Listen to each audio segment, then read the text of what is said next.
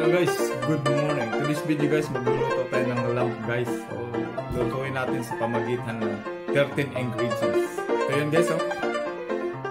Don't forget my channel guys, Pinoy Living, like, share, and subscribe. Stay tuned. Tara, samahan niyo ako sa aking pagluluto. Iyan ang ating lamb guys.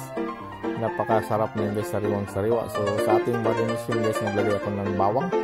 Kasunod natin yung cilantro. At saka basil guys, fresh na fresh. Ituloy lang tayo. Lemongrass, ginger, olive oil guys, 2 spoon. Saka naglagay tayo ng laurel, 3 pieces of laurel. Yan. At saka durog na paminta guys. Tuloy lang tayo. At saka naglagay din ako ng garlic powder, lemon, half lemon para sa ating marination guys. So naglagay din tayo ng rosemary, dagdag aromatic. Yan, naglagay din ako ng 1 spoon of soy sauce.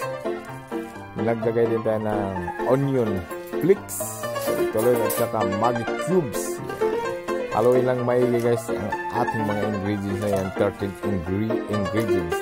Naglagay din ako ng celery para may kick parang ikaw lang. So lagyan natin ng soak guys, kabilaan ng ating lamb. Yan, bago natin isok ng 30 minutes. Yan. Lamasin ng maigi guys, ihalo yung lahat ng mga ingredients. Yan. Tuloy lang tayo.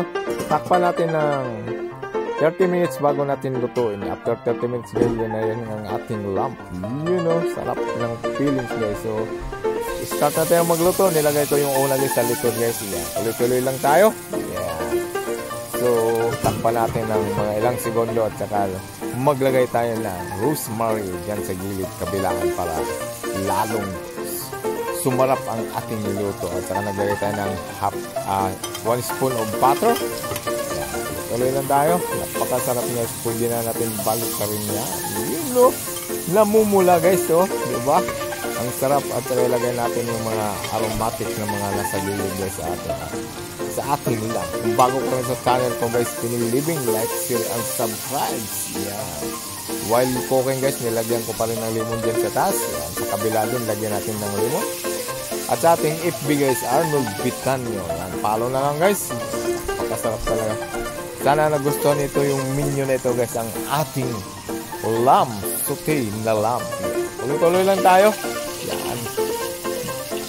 Lagyan pa rin natin ng limon para lalong sumarap. Okay guys, ready to set up na yung ating lamb. Okay na yan, luto na. So siwain natin guys para madali ang pag-set up yan. Tuloy-tuloy lang tayo.